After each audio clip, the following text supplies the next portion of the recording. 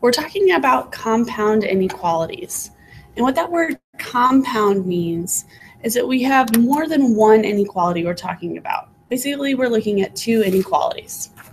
So what I want you to do with that paper you were given, where it says and or, we're going to fold along those dotted lines.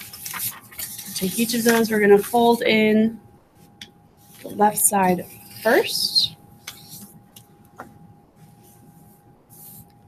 And then the and or part goes on the other side. Now to make the flaps, we're going to cut. You're going to lift it up. You cut right there along that solid line.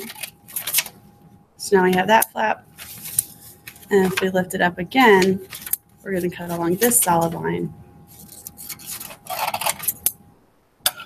And go there.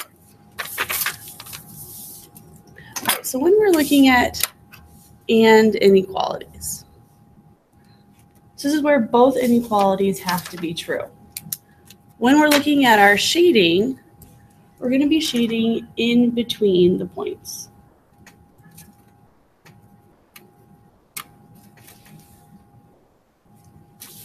So we're going in between.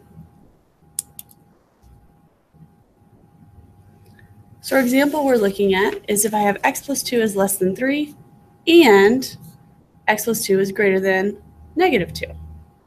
Now because I have that same x plus 2, we can condense it. So x plus 2 is less than 3 and x plus 2 is greater than negative 2.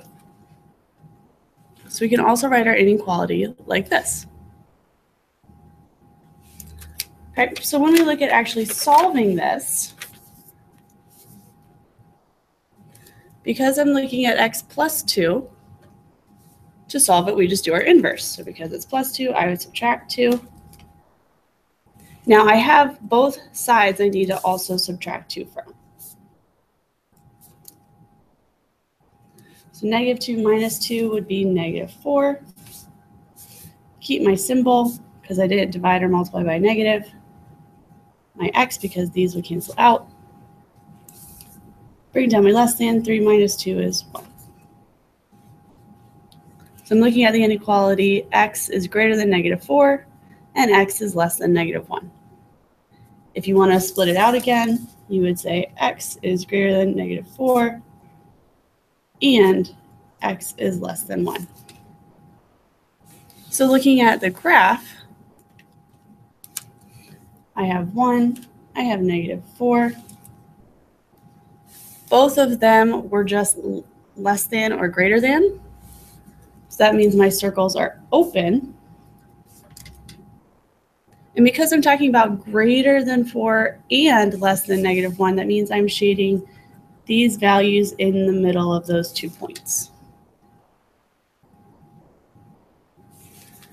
Okay. On your own, I want you to try that one. We'll talk about it tomorrow. Now we're going to look at if we have an or. So this means only one of the inequalities needs to be true. So when we're talking about our shading, we're actually shading away from the points. So in this case, we have 2x plus 3 is greater than 7, or 5 plus x over 2 is less than negative 7. Only one of those needs to be true. So let's look at how we would solve this. So if I started my 2x plus 3 is greater than 7, I would start by just subtracting 3 from both sides. So 2x is greater than 4. Divide both sides by 2. It's not a negative, so my sign stays the same. On this side, I would start by subtracting 5. So I have x over 2 is less than negative 12. I will multiply both sides by 2.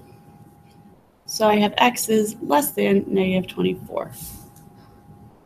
Because I didn't multiply by a negative, it stays the same. So I'm looking at x is greater than 2 or x is less than negative 24.